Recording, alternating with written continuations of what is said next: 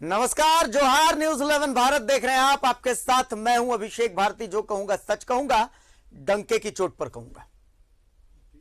आज कुछ कहूं मैं उससे पहले मैं आपको बता दूं कि एक बढ़िया फिल्म की खासियत क्या होती है। एक बढ़िया फिल्म की खासियत यह होती है कि अच्छी कहानी होती है, एकदम कसी हुई पटकथा होती है, बढ़िया एक्टर्स होते हैं, सस्पेंस होता है, थ्रिल होता है, एक्शन होता है, रोमांस होता है, ट्रेजेडी भी होती है।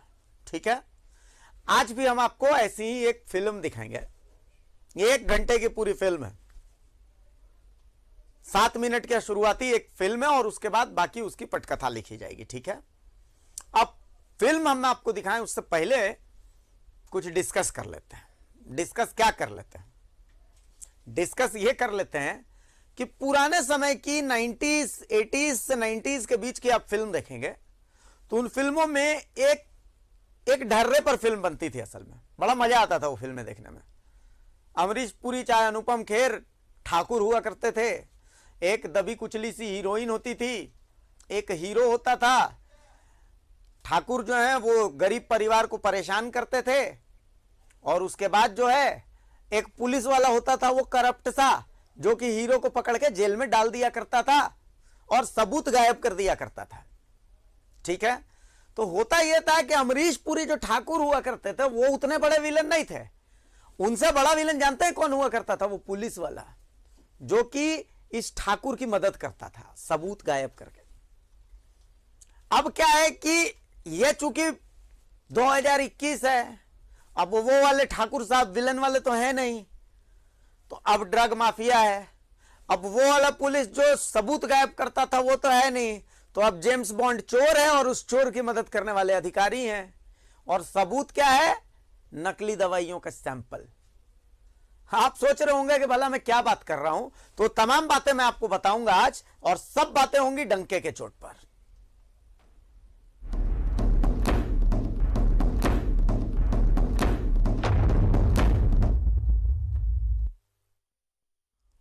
तो जिस फिल्म की मैं बात कर रहा हूं वो फिल्म की पटकथा लिखी गई कोरोना काल में एक घटना के बाद में। सोचा कि आज सबसे पहले आपको वो घटना याद दिला देते हैं। रांची के पंडरा इलाके में एक के बाद एक ड्रग कंट्रोल विभाग ने दनादन छापा मारा था। 8 दवाई दुकानों से कम 1.5 करोड़ की नकली दवा जब्त की थी। चलिए, गुड, अच्छा है, बहुत अच्छा है। लेकिन मीडिया ने उस समय ताली बजाई तो हम भी ताली बजा रहे थे। अच्छा काम है तो ताली बजाएंगे। अब वहां से सैंपल को सदर अस्पताल के ड्रग टेस्टिंग कार्यालय में शिफ्ट कर दिया गया। जो कागजात वागजात काही जाही तमाम चीजें थी वो सब चीज ड्रग कंट्रोल कार्यालय में पहुंचा दिया गया। सब कुछ वहां रखा हुआ था।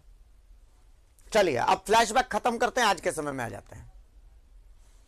कुछ महीने बाद इधर 1-2 दिन पहले क्या हुआ कि खेला हो गया, और वो भी छोटा मोटा खेला नहीं हुआ, बड़का खेला हो गया। और जानते हैं पीछे क्या रह गया उस खेला के? ठेंगा। जी हां, ये ठेंगा जो आप देख रहे हैं स्क्रीन पर। अब आप पूछेंगे कि ये ठेंगा क्या आप हमें दिखा रहे हैं? ये ठेंगा किसके लिए है? तो मैं बताता हूं। जानते हैं ये ठेंगा किसके लिए है? ये ठेंगा उन लोगों के लिए है जो इस सैंपल की जांच कर रहे थे। तो एक काम कीजिए, जो जांच कर रहे थे, यानी कि ये सिस्टम, इस ठेंगे की जांच कर लीजिए, क्योंकि अब आपके पास इस ठेंगे के अलावा और कुछ भी नहीं है। रिपोर्ट देख लीजिए।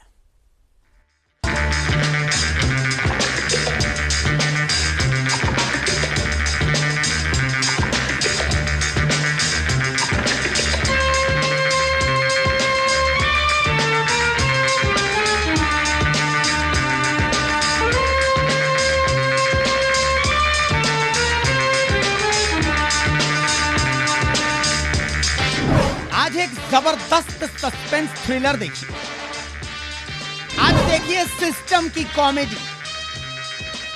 आज देखिए ड्रग माफिया का एक्शन। प्रशासन में रहने वाले अधिकारियों का ड्रग माफिया से रोमांस। यहां थ्रिल मिलेगा, एक्शन मिलेगा, रोमांस मिलेगा, यानी पूरा एंटरटेनमेंट, वो भी गारंटी। कहानी शुरू होती है कोरोना काल में। नकली दवाओं की शिकायत पर दनादन छापेमारी हुई। रांची के पंडरा इलाके में 8 दवा गोदामों पर दनादन छापा पड़ा। नकली दवाई का जखीरा भी मिला।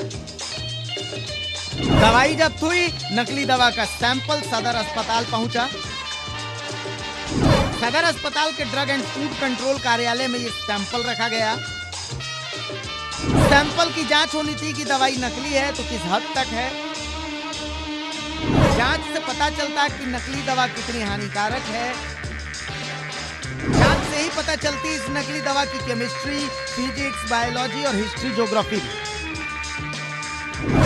अब जानते हैं क्या हुआ। रुको जरा, सब्र करो। बोला धक्का बुक्की नहीं करने का, आराम से लेने का। उसका दरवाजा देखिए।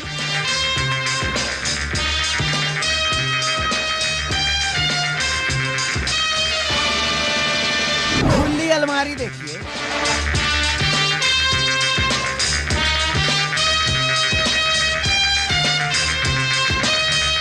जांच करती पुलिस।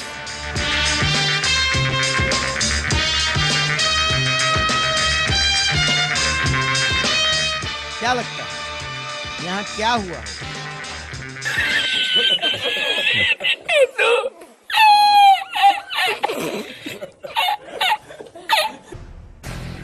जी हाँ, वो सैंपल चोरी हो गया। उस सैंपल से जुड़े तथ्य चोरी हो गए और अब जांच करने के लिए जानते हैं चोर अपने पीछे क्या छोड़ गए हैं।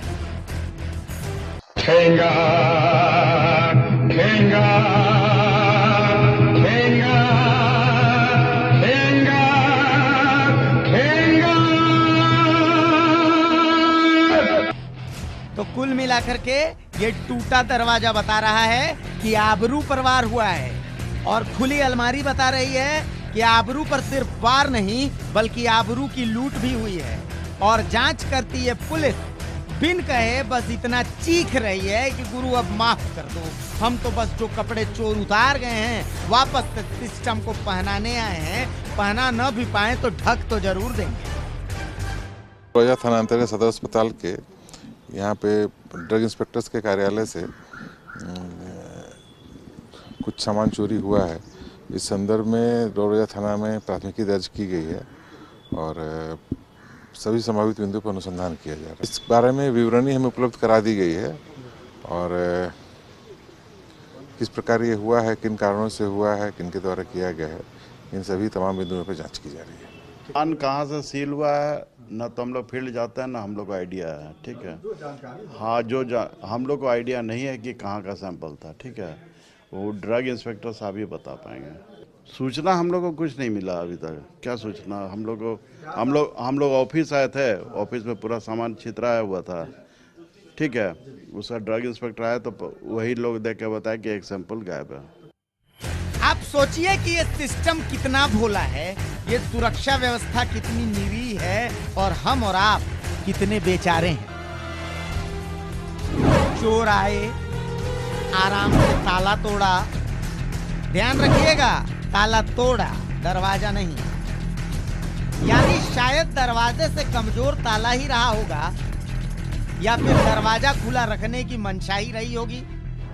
तभी तो अमूमन चोर जब ताला तोड़ते हैं तो पूरी कुंडी ही उखाड़ देते हैं, पर यहाँ सिर्फ वही ताला टूटा चोर को जिसकी आबरू लुटनी। और फिर चोर सिर्फ वही सैंपल लेकर गया जो नकली वाला था। आसपास और भी बहुत सी चीजें थी जिसे चोर को ले जाना था, पर चोर को उन्हें नहीं ले जाना था तो वो नहीं ले गया। अलमारी भी वही खोली जिसमें नकली दवा से जुड़े कागजात थे। बाकी अलमारी को तो शायद चोर ने छुआ भी नहीं। ड्रग इंस्पेक्टर जो इंचार्ज हैं, यहाँ का जो ऑफिस के इंचार्ज हैं, ड्रग इंस्पेक्टर हैं, डिप्टी कंट्रोलर हैं और ड्रग इंस्पेक्टर भी हैं, लाइसेंस अथॉरिटी है, उन तमाम लोगों का वो दवा माफिया से यहाँ से गए, उनसे इनकी मिली भगत रहती है। और उसको दबाने के लिए नियमतः जब दवा को हम जांच में लाते हैं, ड्रग एक्ट के तहत ऐसा है, उसको 10 दिन के अंदर आपको यहाँ नहीं सुविधा है तो जहाँ भेजना है लैब में भेजना है। लेकिन लोग इतने दिन से रखा क्यों? ड्रग कंट्रोलर, यहाँ के जो इंचार्ज हैं डिस्ट्रिक्ट ड्रग इंस्पेक्टर, लाइसेंसी अथॉरिटी, वो सारे लोग जब जिम्मेवार हैं और इन पर कार्रवाई होनी चाहिए, इनको सस्पेंड होना चाहिए, तत्काल सस्पेंड। तो ये मानकर चलिए जो आया वो चोर कम और जेम्स बॉन्ड ज्यादा था। My name is Bond. Bond. Bond. Bond. Bond. Bond. James Bond. इतनी इंटेलिजेंट चोरी तो वही करता था ना। चेहरे बहुत सारे दिखाए हैं, जो वाला आपको पसंद हो आप मान लीजिए। बहरहाल हम और आप तो बस देख ही सकते हैं, तो देख लिया ना इस पूरी फिल्म को, है ना फुल एंटरटेनमेंट। रांची से सहयोगी मंटू के साथ न्यूज़ 11 भारत के लिए सत्यव्रत किरण की रिपोर्ट। तो खाली वही का है, हम भी जेम्स बॉन्ड। अब भाई इतनी इंटेलिजेंट चोरी है तो उस चोर की तारीफ तो बनती है ना। आपने देखा होगा अमूमन जहां चोरी होती है चोर को ताला तोड़ने में बहुत मशक्कत करनी पड़ती है। अब जिस तरीके से ताला टूटा है तो ताले को या तो ठोक के तोड़ा गया है या फिर रड लगा करके ऐसे किया गया है। अब जब उस तरीके से ताला तोड़ा गया है तो आवाज हुई होगी, बाहर में गार्ड था, हो सकता है गार्ड झुक रहा होगा, ऐसे ऐसे सो रहा होगा। चलिए आगे बढ़ते हैं। चोर को पता था कि इसी अलमारी में डॉक्यूमेंट्स हैं, उसी अलमारी में से उसने वो डॉक्यूमेंट्स निकाले हैं। चोर को पता था कि यही नकली दवा है, यही उसका कंपोजिशन है, बस यही गाना। मतलब एमआर जैसा चोर था, उसको सब कंपोजिशन पता था।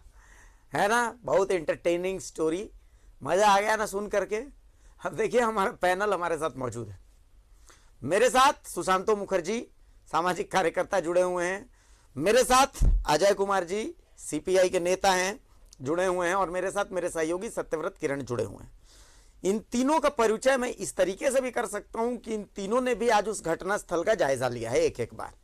अब तीनों ने क्या क्या देखा है सबसे पहले उन्हीं से हम पूछेंगे। सबसे पहले मैं मेरे सहयोगी सत्यव्रत के पास आ रहा हूं। और हाँ, ड्रग इंस्पेक्टर साहब, मैडम, सब लोग ध्यान से देखिएगा, बाल की खाल निकल रही है, आप लोगों के लिए बड़ा जरूरी हो जाता है ये देखना। हाँ सत्यव्रत भाई, चूंकि घटना स्थल पर से आपने ये रिपोर्ट देखी है, आपके कैमरे ने सब कुछ कैद किया है, तो आपको जो दिखा, क्या दिखा? जेम्स बॉन्ड ने कैसी चोरी की है, कहां कहां कच्चा खेल गया वो? तो देखिए अभिषेक, जिस तरह की चोरी हुई है वो कोई सामान्य चोरी नहीं है। जेम्स बॉन्ड की तरह जो है वो इस पूरे चोरी के घटना को अंजाम दिया गया है। देखिए अक्टूबर महीने में जो है, जब कोरोना का संक्रमण अपने चरम पे था, उस वक्त लगातार यह शिकायत मिल रही थी कि नकली दवाइयां जो है वो बाजार में उपलब्ध है। इसी की सूचना के बाद जो है ड्रग इंस्पेक्टर हैं पुतुल वेणु, वो पहुंची थी पंडरा, और वहां करीब 8 ऐसे गोदाम जो है उसे सील कर दिया गया था, और वहां से जो दवाइयों का नमूना था, जो सैंपल था, वो सीज किया गया था, और उसे लेकर जो है रांची के सदर अस्पताल में, जहां खाद्य और ड्रग कंट्रोल कार्यालय है, वहां रखा गया था। देखिए समय रहते इस दवाइयों की जांच की जानी थी, या पता लगाया जाना था कि क्या ये जो दवाइयां हैं वो नकली हैं। अगर ये दवाइयां नकली हैं तो बाजार में जिस तरह से धड़ल्ले से बिक रही हैं, इसका जो असर है वो लोगों के स्वास्थ्य पर क्या पड़ेगा। लेकिन समय रहते उन दवाइयों की जांच नहीं की गई, और बीते कुछ घंटे पहले जो जेम्स बॉन्ड था वो पहुंचता है उस ड्रग्स एंड फूड कंट्रोल विभाग में, जहां पर अधिकारी जो हैं, कर्मचारी जो हैं, उन्हें शायद अपने घर जाने की इतनी जल्दीबाजी होती है कि वो छत का दरवाजा खोलकर जाते हैं, या फिर हो सकता है कि यह निमंत्रण था कि जेम्स बॉन्ड आए, छत के रास्ते जो है वो कार्यालय में प्रवेश करे, और उस जगह पर जहां ड्रग्स कंट्रोल डिपार्टमेंट में जो नमूना रखा गया था, जो नकली दवाई रखा गया था, जिसकी जांच होनी थी, वो आसानी से लेकर पार हो जाए, रफू चक्कर हो जाए, और उससे संबंधित जो कागजात थे, जो सीजर नोट था, जिस कंप्यूटर में उसका लेखा जोखा रखा गया था, उसे तक क्षति पहुंचाई गई है। आज रांची के जो सिटी डीएसपी हैं, उनकी टीम पहुंची थी, कई घंटों तक मशक्कत किया गया, जांच की गई कि आखिर जेम्स बॉन्ड जो चोर है वो किस रास्ते आया था, किस रास्ते भागा है। मैं आपको बताऊं कि जो ड्रग्स एंड फूड कंट्रोल कार्यालय है, उसके ठीक बगल में रांची का जो सदर अस्पताल है, उसका ब्लड बैंक है। वहां पर सीसीटीवी कैमरे लगे हैं, 3 जगहों पर कैमरे लगे हैं। शायद इस बात की भी सूचना जेम्स बॉन्ड की थी, इसीलिए जेम्स बॉन्ड जो है वो सदर अस्पताल के दूसरे सड़क का इस्तेमाल करता है, बाउंड्री के जरिए जो है बाउंड्री को लांघकर कार्यालय में प्रवेश करता है, और जो मंशा थी, जो जिस घटना को अंजाम देना था, उसे आसानी से सफलतापूर्वक अंजाम देता है और रफू चक्कर हो जाता है। और इस बात की सूचना ना ही वहां के आसपास के स्थानीय गार्ड को होती है और ना ही, जबकि आपको पता है कि सदर अस्पताल का जो ब्लड बैंक है वो 24 घंटे खुला रहता है। सदर अस्पताल कैंपस में जो है वो दर्जन भर सुरक्षा कर्मी लगाए गए हैं ताकि जो है इस तरह की घटना न घटे। बावजूद जो है वो जेम्स बॉन्ड आता है और अपनी घटना को, अपने मकसद को अंजाम देकर आसानी से चला जाता है। अभिषेक, बड़े इंटरेस्टिंग कहानी है, मतलब गजब की बात नहीं है। अब बताइए कि ड्रग माफिया कितना ताकतवर है। आप सिर्फ सोचिए कि ड्रग माफिया कितना ताकतवर है। अब आप जिंदगी भर इस ठेंगे की जांच कीजिए, वो दवा नकली थी, उस दवा में क्या था क्या नहीं था, आपके पास सब कुछ है ही नहीं कि आप जांच करेंगे। अब आपके पास बचा क्या? हाँ, तो एक चीज बचती है, चुल्लू भर पानी मैं दे देता हूं, डूब के मर जाइए उसमें, और तो कोई उपाय बचता नहीं है कि आप अपनी आबरू बचा सकते हैं। पूरे सिस्टम को इस ड्रग माफिया ने नंगा कर दिया है, पूरे सिस्टम को। राज्य के स्वास्थ्य मंत्री जी देख लीजिए क्या हो रहा है, राज्य के मुखिया जी देख लीजिए क्या हो रहा है, और तय करिए कि यह जवाबदेही किसकी, ये जिम्मेदारी किसकी है, इसकी जवाबदेही किसके पास होनी चाहिए। चलिए दूसरी नजर के पास जाते हैं, वहां पर सुशांतो मुखर्जी भी पहुंचे थे। सुशांतो, आपने क्या देखा? देखिए, हम लोग देखे वहाँ पर, हम लोग 3 लोग गए थे वहाँ, और सारे पत्रकार बंधु थे। जिधर से इनको आने का था वो जो वॉल है, हमें लगता है कि बिना 3 जन का वो वॉल में चढ़ नहीं तो सकेगा। 9 से 10 फीट वो हाइट है। अच्छा। और वहाँ ट्रांसफार्मर लगे हुए हैं, वहाँ चढ़ना बड़ा रिक्सी। हमें लगता है कि हमें जो डाउट है कि ये सेम डे हुआ है, वो रात को नहीं आए हैं। अच्छा, ठीक है, ये नहीं, ऊपर की दरवाजा का नौटंकी है ये। अगर बढ़िया से जांच कर दे, जिधर से अगर वो बोल रहे कि जेम्स बॉन्ड आए थे, उधर भी सीसीटीवी लगे हुए। आपका सीसीटीवी नहीं थे लेकिन उधर लगे हुए। हमें लगता है प्रशासन को उधर जाकर जितने घर बने हुए उनके सीसीटीवी के आधार पर जांच कर लेनी चाहिए। हमें तो डाउट है, जिस तरह से हम लोग छानबीन किए उसमें देखे कि कूदने का जो एरिया है, जाने का, आप एक तरफ कूदेंगे फिर आपको कम से कम 20 फीट ऊपर चढ़ना पड़ेगा, तब आप ऊपर सब घूम सकते हैं। मतलब वो सीढ़ी रस्सी के साथ वो जेम्स बॉन्ड आए थे। दूसरे, ये जो आपके हमारे वहां सुमन तिवारी जी है, एक, कौन है ये RLA है, मतलब ये लाइसेंस अथॉरिटी देते हैं। अच्छा, ये किंग है। अच्छा, और इनके साथ और 4 सहयोगी है, जो जगह जगह जितने भी दुकानें हैं उसको कितना ज्यादा परेशान किया जाए और उससे कितने लिया जाए रकम। अच्छा, ये काम है उनकी। अब बताइए, सुमन तिवारी के क्यों ना हम प्रॉपर्टी की जांच करवाएं? हमें तो लगता है कि 2013 के बाद इन लोग अथॉरिटी में आए हैं, लेकिन 13 के बाद कुछ झंझट होने का हमको लगता है, कुछ दिक्कतें थी इन लोग के, मतलब पेमेंट वेमेंट लेने में, ये भी दिक्कतें थी। लेकिन इन लोग का जिस तरह से चलना था वो चलता था। 4 कंट्रोलर है, वो ट्रांसफर कैसे होते हैं? आज चुटिया में है तो कल नामकुम चले गए, परसों कांटा टोली चला है, फिर घूम के सदर आ गए। इस तरह से चलते हैं। आपको बता दे, ये सिर्फ मतलब हमारे दवा की नहीं, जानवर की दुकान में जो दवा है उस पर भी इन लोग फिक्स किए पैसा। इन लोग क्या करते हैं, हमारे यहां पर टोटली आप अगर देख ले तो हमें लगता है करीब करीब 3000 सरकारी, मतलब कम से कम किसी से भी इन लोग लाइसेंस देने के नाम से सरकार के खाते में 3000 जमा होते हैं। इन लोग करीब 80 से 90 हजार रुपया वसूलते हैं। एक लाइसेंस, दवा दुकान का लाइसेंस? जी, दवा दुकान के लाइसेंस। और ये रिन्यू अभी 60% होना है। तो हम पूछना चाहते हैं कि 60% जो रिन्यू होगा उस पर कितने कितने लेंगे। और बता दें कि इन लोग खुद अपना दवा दुकान खोलवाते हैं। बड़ा इंटरेस्टिंग आप बात बता रहे हैं। मैं आपको इसलिए रोक रहा हूं क्योंकि मैं चाहता हूं कि इस बात में व्यवधान, आप जब बात बोलें तो व्यवधान ना हो, इसलिए मैं पहले ही आपको रोक रहा हूं। एक काम कर रहे हैं, एक छोटे से ब्रेक का हमारा वक्त हो रहा है, ठीक है? एक छोटा सा हम ब्रेक ले लेते हैं और ब्रेक के बाद आते हैं तो इस इंटरेस्टिंग बात को सुनते हैं। देखिए बड़ी इंटरेस्टिंग बात है। आप हम लोगों को, मुझे ही नहीं पता है, मैं तो खबरों से जुड़ा रहता हूं, आप लोग तो आम लोग, आप लोगों को कैसे पता होगा? लेकिन दवा दुकान से जुड़े हुए ये लोग हैं, इनका मौन शोषण लगातार चलता रहता है। कैसे चलता है वो बता रहे हैं सुशांत होता। बहुत इंटरेस्टिंग है, कहीं जाइएगा, मैं डंके की चोट पर जा रही है। छोटा सा ब्रेक लेते हैं।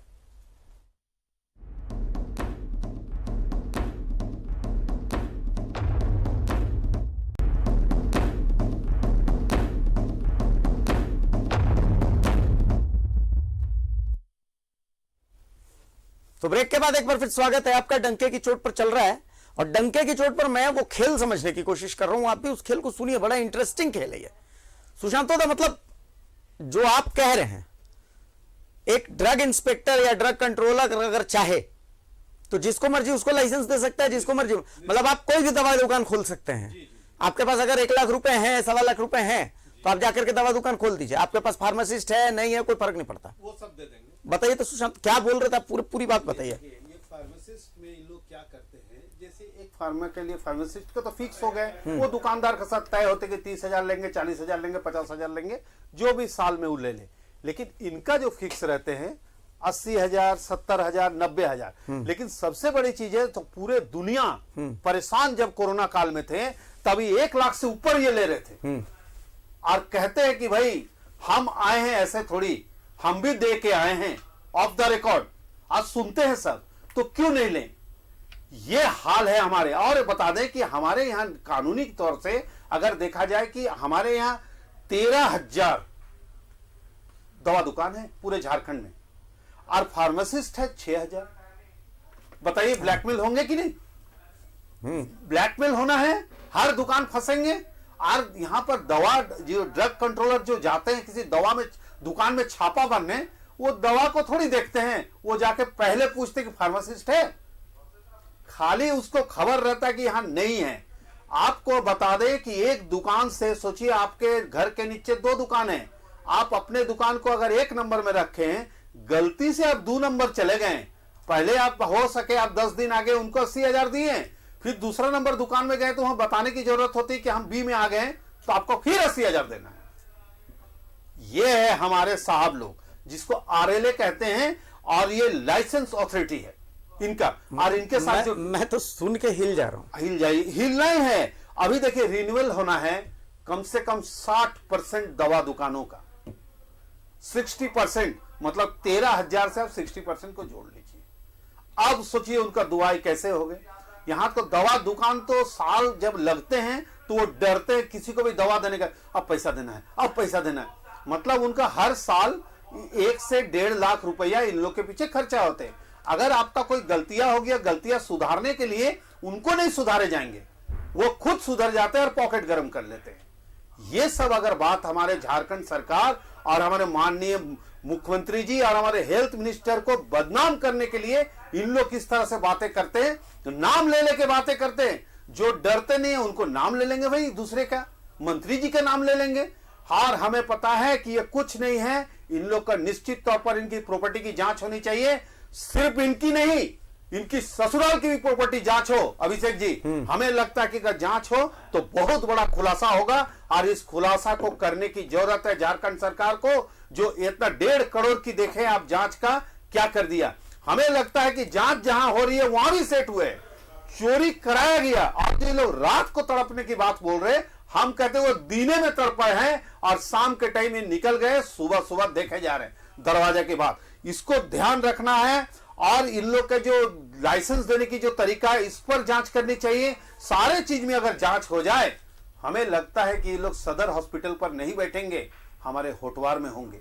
लेकिन जांच करेंगे कौन? हमें लगता है ये बहुत बड़ा खुला है। आज हम लोग देखे हैं, आज हम लोग लाइव चला रहे, माननीय हमारे हेल्थ मिनिस्टर को आपके चैनल के माध्यम से हम कहना चाहते हैं, इस पर जांच करें। और यहां नहीं, नामकुम से लेकर सदर तक जांच हो, सबके ऊपर जांच हो, और सबकी प्रॉपर्टी की जांच हो, और उनकी ससुराल में जो प्रॉपर्टी है उनकी भी जांच हो। हमें लगता है लोग को जो छोटे छोटे दुकान खोले हुए 1 लाख 2 लाख से जो दुकान खोलते हैं, उनसे आप साल में अगर 1.5 लाख 2 लाख मांगेंगे, वो देंगे कहां से? और इतने लाइसेंस देते कैसे हैं? इनको जो लाइसेंस, अगर आपका मेरे घर से लेके 1 किलोमीटर में कम से कम कुछ नहीं तो 30 दुकान मिलेंगे, लेकिन होना कितना है, मैक्सिमम 2 से 3।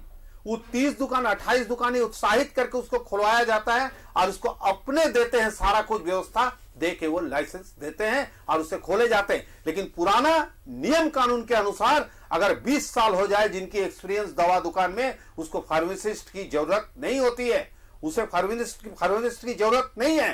वो खुद इतने एक्सपीरियंस हो जाते हैं कि वो खुद चला सकते हैं। इसमें ऑर्डर करना चाहिए सरकार को, झारखंड सरकार को ये आदेश देना चाहिए, तब इनकी कमाई घटेगी और ये रेगुलर काम करेंगे। हमें लगता है कि इनका अगर पेमेंट भी चेक किया जाए। गजब की बात अब बता रहे हैं। मैं तीसरी आंख के पास पहुंच रहा हूं। अजय जी, आप भी वहां पर गए थे, क्या देखा आपने, मतलब क्या नजर आया आपको, क्या नजर आया वहां पर? हम लोग जब वहां पहुंचे तो ईमानदारी पूर्वक हमको ये चीज समझ में आया कि जो पटकथा उन्होंने लिखने का प्रयास किया उसमें असफल वो साबित हो रहे हैं।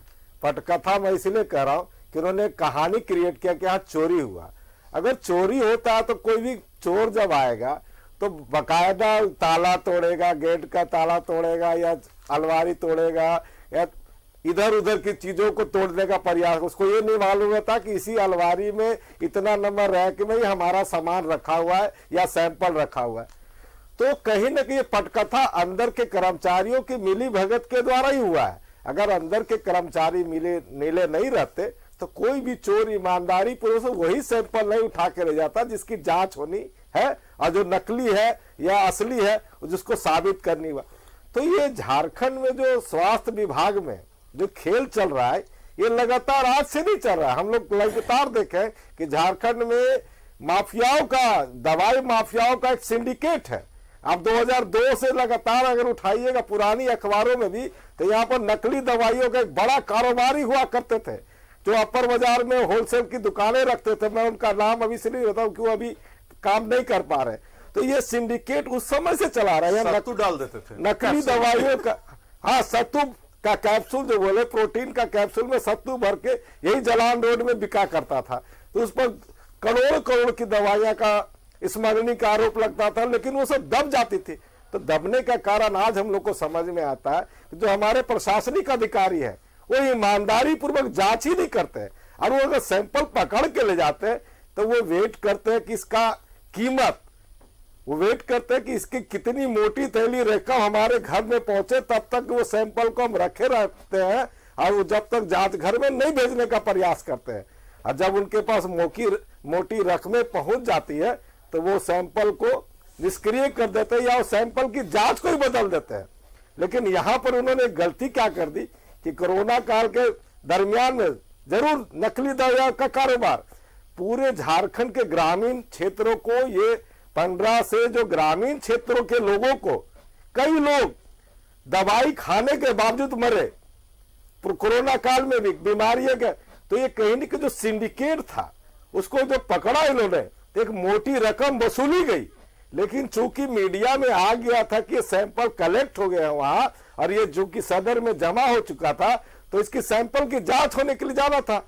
तो वो माफियाओं ने इन पर दबाव बनाया, यहाँ के ऑफिसरों ने उनके साथ सहयोग करके पूरा सैंपल को ही हटा देने का काम किया। ये मिली जुली उनकी मिली भगत के, जैसे आज हम लोगों ने कहा तो उन्होंने कहा हम लोग को लगातार माफिया लोग धमकी दे रहे थे। भैया अगर धमकी दे रहे थे तो आपको थाना में FIR कराते, किन्होंने आपको धमकी दिया? गजब की बात है, मतलब गजब की बात है। जब आप सुन करके मैं आश्चर्यचकित, जब आपको कोई धमकी देता है तो आपको बजाबता, आपको सरकार के पदाधिकारी है, सरकार में आप है, आपको सुरक्षा प्रदान की गई है, उसके बावजूद आप थाने में खबर नहीं करते। ये बातें सुन करके मेरे तो मतलब पैरों तले जमीन खिसक गई। ये एक ऐसा पॉइंट बता रहे हैं आप लोग जिसके बारे में तो आज तक सोचा ही नहीं गया है। एक छोटा सा ब्रेक ले रहे हैं, डंके की चोट पर जारी रहेगा। इस खेल को आप पर्दाफाश और करेंगे, अभी बहुत कुछ है जो बातें अभी सामने आनी है। इतने आधे घंटे में हमको ऐसी ऐसी बातें मिली जो कि आज तक हम सोच भी नहीं सकते हैं। एक छोटा सा ब्रेक ले रहे हैं, डंके की चोट पर जारी रहेगा।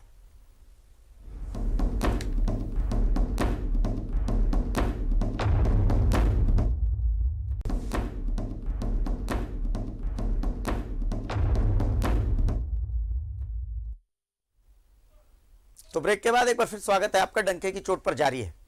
सत्यव्रत हमारे सहयोगी हमारे साथ हैं, अजय जी हमारे साथ हैं, सुशांतो मुखर्जी हमारे साथ हैं। आप तीनों की बातों से मैं सहमत हूं। सत्यव्रत, जो बातें सुशांतो दा और अजय जी बता रहे हैं, मतलब उन बातों को सुनने के बाद ऐसा लगता है कि मतलब एक पूरा खेल चल रहा है।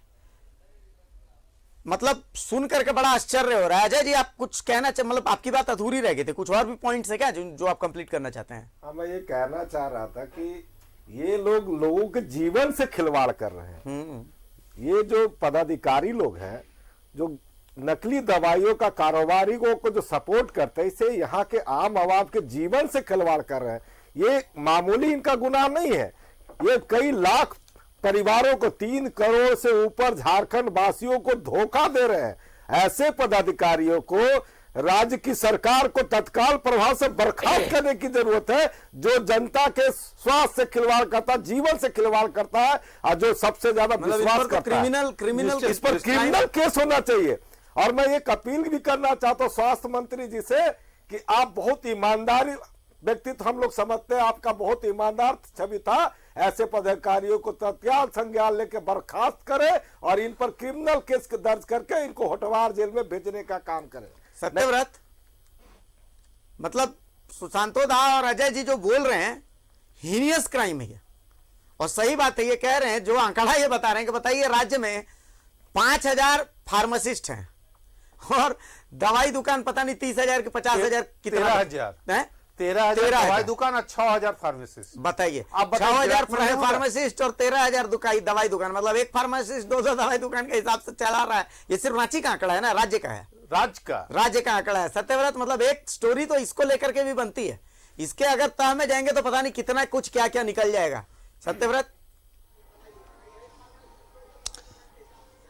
देखिए बिल्कुल सही कहा अभिषेक आपने कि सबसे पहले इन लोगों को क्रिमिनल नहीं बल्कि क्रिमिनल से भी बड़ा इन लोगों का रोल है। देखिए, कोई अपराधी किसी एक व्यक्ति, 2 व्यक्ति, 4 व्यक्ति को मारता है, लेकिन यह वैसे लोग हैं जो समाज में नशे का कारोबार चला रहे हैं। मैं आपको बताऊं कि यह एक ऐसा सफेद पोष धंधा है कि आप कहीं भी दवा दुकान खुलवा दे, और जो नशीली दवाइयां हैं, जो कफ सिरप है, जो कि बिना किसी डॉक्टर के प्रिस्क्रिप्शन के नहीं दिया जाना है, रांची शहर का शायद ही कोई ऐसा दवा दुकान होगा अभिषेक जहां आप जाएं, आपकी जान पहचान नहीं होगी और वहां से आपको बिना प्रिस्क्रिप्शन के कफ सिरप नहीं मिल जाए। सबसे बड़ा सवाल है कि आखिर ये कफ सिरप आ कैसे रहा है, कैसे दवा दुकान इसको बिना प्रिस्क्रिप्शन के खासकर युवाओं को बेच रहे हैं। शाम होने के बाद आपको सड़कों पर कफ सिरप के जो खाली डब्बे हैं वो फेंके हुए पड़े हुए मिल जाएंगे। आखिर यह कफ सिरप बेच कौन रहा है, क्या ये बड़ा सवाल नहीं है?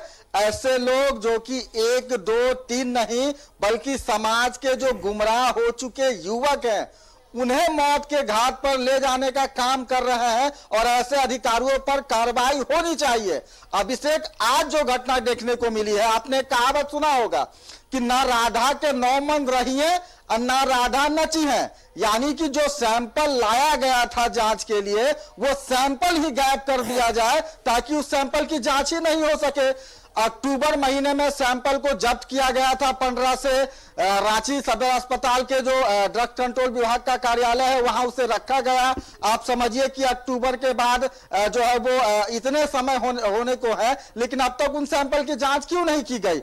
या तो माफियाओं के साथ डील हो रही होगी कि कितना में डील हो, और मुझे यह कहने में कहीं गुरेज नहीं अभिषेक कि यह डील कंफर्म हो गई है और इसी का यह नतीजा है कि जो अंगूठा है अब वो अंगूठा छोड़ दिया गया है कि ना सैंपल रहेगा ना इसकी जांच होगी। अभिषेक, अंगूठा थोड़ी है, ठेंगा है, ठेंगा।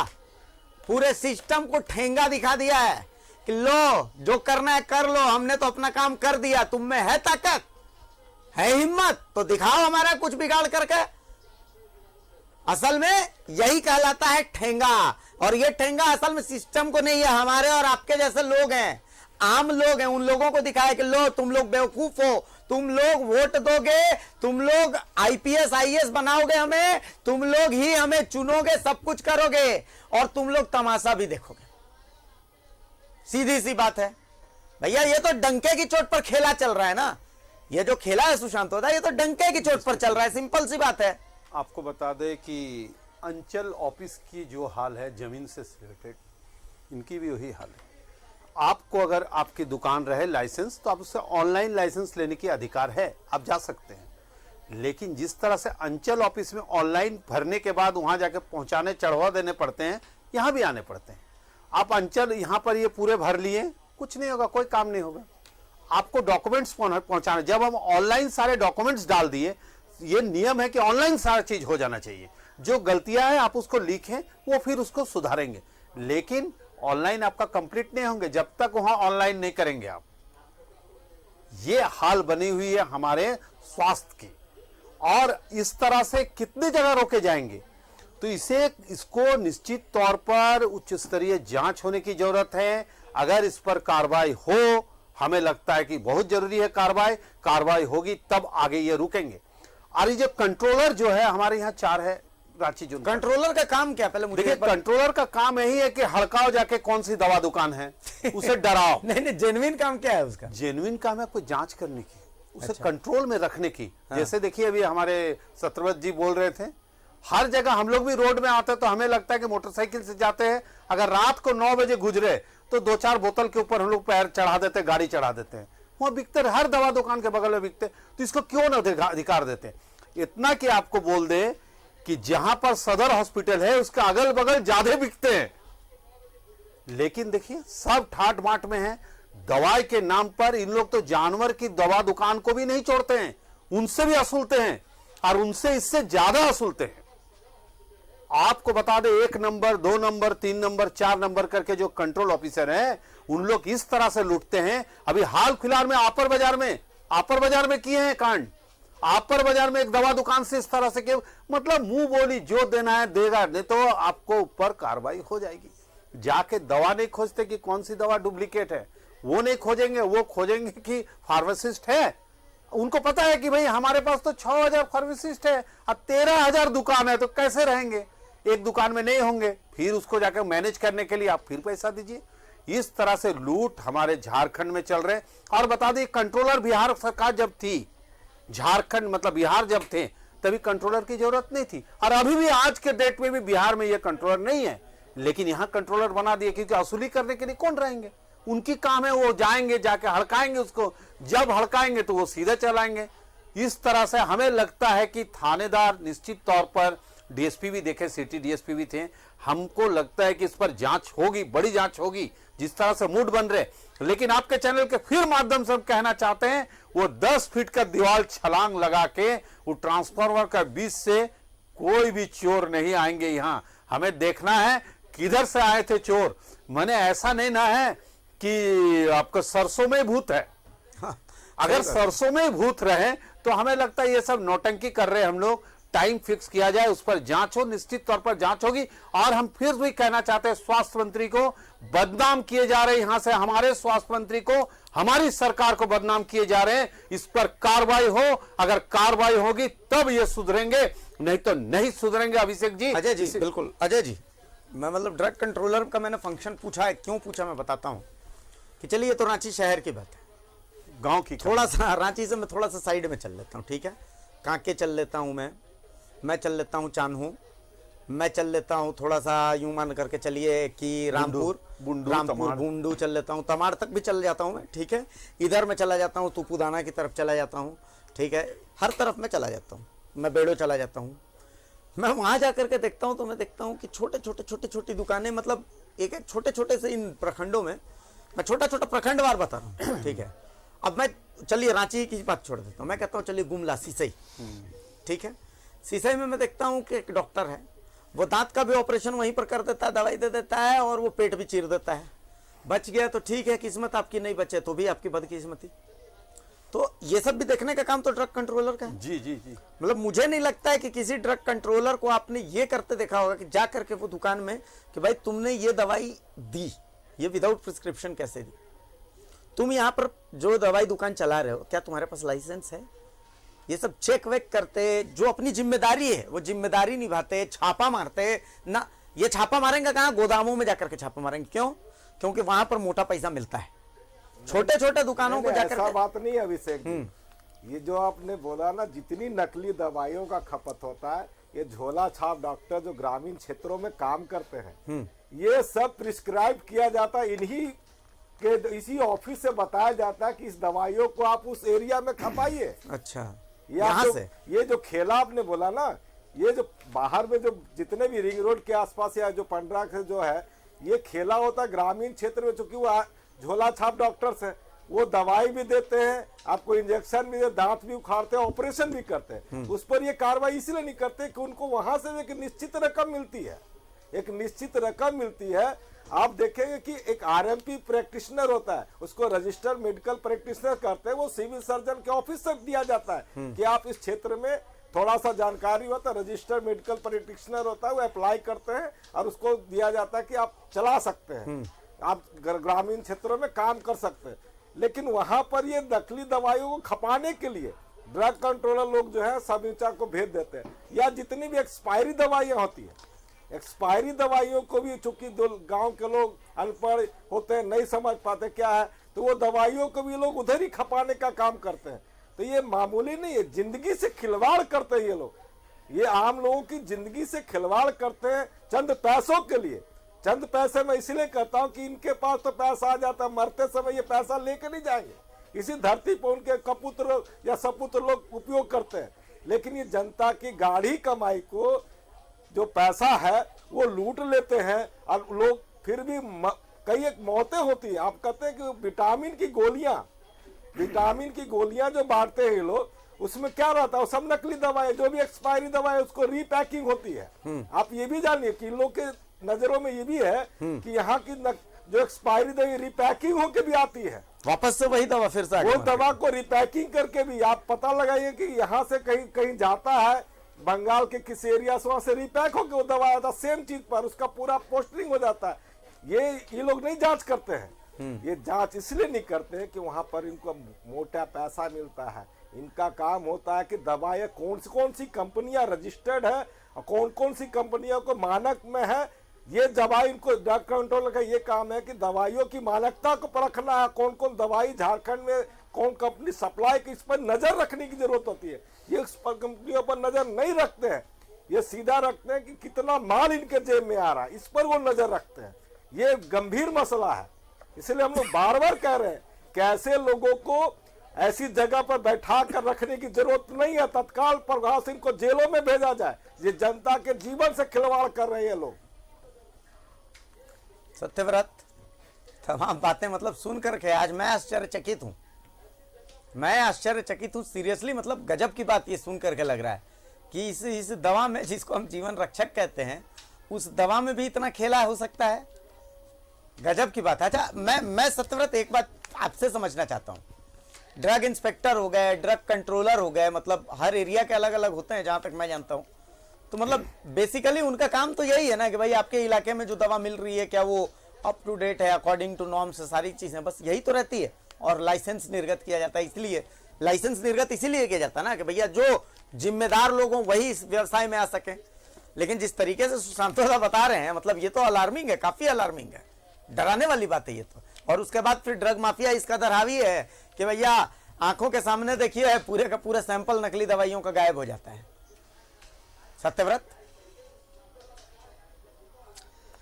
देखिए अभिषेक, सही कहा आपने कि जो ड्रग माफिया है वो ड्रग कंट्रोल विभाग पर इतना हावी है कि आप समझिए कि हर 2 दिन बाद नई नई दवाई निर्माता कंपनियां खुल रही हैं। अब तक स्वास्थ्य विभाग के पास वैसा कोई गाइडलाइन नहीं है जिससे यह पता चल सके कि कितनी दवाइयां, कितनी कंपनी की दवाइयां बाजारों में है, क्या उसका एमआरपी है, क्या डीपी है, क्या डिस्काउंट दिया जाता है। बड़े बड़े बैनर पोस्टर लगाकर दवाई दुकान के द्वारा जो है वो डिस्काउंट की बात की जाती है। आखिर वो डिस्काउंट मिल कैसे रहा है? क्या ये काम ड्रग इंस्पेक्टर का नहीं है? मैं हर दिन रिम्स जाता हूं, रिम्स की खबरों को कवर करता हूं। रिम्स परिसर में आपको हर 1 से 2 दिन बाद नई दवाई दुकान जो है वो खुलने को दिख जाएगी। क्या ड्रग इंस्पेक्टर का ये काम नहीं है कि कौन नई दवाई खुल रही है और जो जो मानक गाइडलाइन होना चाहिए उसका निर्वाह हो रहा है कि नहीं हो रहा है, इसका पता करें। मैं आपको बता रहा हूं अभिषेक कि रिम्स के ट्रॉमा सेंटर, अगर आप इस वक्त रिम्स के ट्रॉमा सेंटर चले जाएंगे तो आपको चलता फिरता दवा दुकान मिलेगा। झोला लिए कंधे पर बैग टांगा हुआ व्यक्ति खड़ा रहेगा और जैसे ही आप पुर्जा लेकर, जो डॉक्टर साहब ने आपको प्रिस्क्राइब किया है, आपके मरीज को खिलाने के लिए कहा है, जैसे ही आप ट्रामा सेंटर के बाहर निकलेंगे, आपको वहां जो लोग हैं वो आपको पकड़ लेंगे और आपको दवाई बेच देंगे जिसका कोई पुर्जा नहीं दिया जाएगा। वो दवाई असली है कि नकली है। कुछ लोगों ने कहा कि हमारे पड़ोसी राज्य बिहार के पटना में गोविंद मित्रा एक बहुत बड़ा दवा मंडी है, एशिया का सबसे बड़ा मंडी शायद माना जाता है, वहां पे इस तरह की कई दवाइयां हैं मैन्युफैक्चर करने वाली कंपनियां जो आपको ऐसे ही कुछ जो है वो बना कर दे देंगे। तो वो कंपनियां भी अब जो है वो यहाँ हावी हो गई है। तो क्या इसका जांच करना ड्रग्स विभाग, कंट्रोल विभाग के लोगों का नहीं है, चलिए DI का नहीं है भाई? ये जांच करना किसका काम है? वो कर सकते हैं। ये जांच करना किसका काम है बताइए? वहां से जो सैंपल गायब हो गया उसकी जवाबदेही किसकी है? इतना सा बात स्वास्थ्य विभाग को सोचना चाहिए। स्वास्थ्य मंत्री जी एक बार देख लीजिए क्या हो रहा है। अंधेर गर्दी मचा रखी है इन लोगों ने। अब इन पर नकेल आपको कसना पड़ेगा, आपको कसना ही पड़ेगा नकेल, क्योंकि जिस तरीके से खिलवाड़ हो रहा है तो इस खिलवाड़ का खात्मा बहुत जरूरी है, वरना तो ये अंधेर नगरी चौपट राजा बना देंगे और सारा दोष आपके ऊपर लग जाएगा। तो खुद को दोष मुक्त करिए प्रभु, बहुत जरूरी है। चलिए, बहुत शुक्रिया सत्यव्रत, बहुत शुक्रिया सुशांतोदा, बहुत शुक्रिया अजय जी। जो बातें हुई उन बातों को सुन करके तो रूह कांप रही है कि भैया ऐसा भी होता है क्या? तो प्रभु देखिए कार्रवाई मांग रहा है ये समाज, ये सिस्टम, एक रिहैश, एक रिफर्बिकेशन मांग रहा है ये सिस्टम। ड्रग माफिया को इतना भी हावी मत होने दीजिए कि आपके इकबाल पर सवाल खड़े हो जाएं, कि आप ऐसा लगे कि भैया आपके पोस्टर लगाने पड़े कि प्रभु अपनी शक्तियों को याद कीजिए, कार्रवाई कीजिए। ऐसे लोगों पर कार्रवाई बेहद जरूरी है, तभी इस सिस्टम का इकबाल बुलंद रहेगा। फिलहाल मुझे इजाजत दीजिए, नमस्कार, जोहार।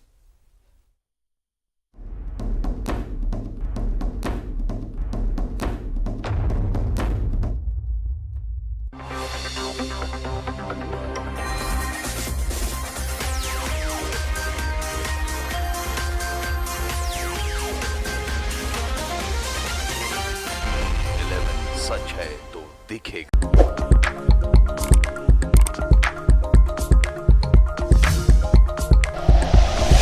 Like and share videos, subscribe करें हमारा चैनल और प्रेस करें बेल आइकॉन। न्यूज़ 11 भारत, सच है तो दिखेगा।